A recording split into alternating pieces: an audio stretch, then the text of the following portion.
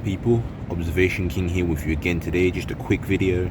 You can see I've got a little bucket here, and it's got a strawberry plant and some wild mint in there, and you can see it's kind of all over the place. This is actually something I need to clean, but I'm going to be snipping some of these to actually put them in a small jar of water in order to start making them root up, because you can actually root up by doing cuttings, and I've done that before, so I'm going to show you what I mean. So I'm just going to snip off a few parts here with my secateurs, and then we'll get straight into it. Right, so I'm sure you guys can see that this is basically what I just picked. They have quite a strong smell. I've picked quite a bit there actually. Not sure exactly how many, but I took quite a few snippings. And you can just basically take these and you can remove these bottom leaves here, and you see where the leaves come out of at the bottom, just in front of my thumb here.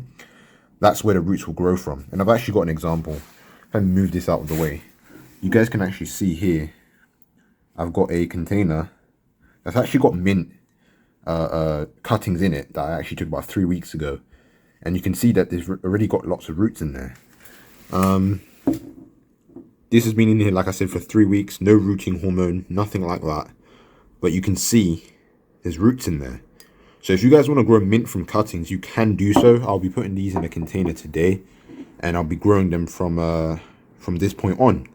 And that way I can actually restart my mint plants and actually clean up the bucket outside on my balcony, and I can actually rejuvenate the plant and actually get a better crop. But that was simply how to basically grow mint from cuttings. It was literally just take snippings like this, like I've showed you before, and just remove the bottom leaves and put that in a jar of water, a cup of water, wait for 3 weeks, change the water every couple of days, and that's pretty much it. So yeah, thanks for watching guys, and I'm out.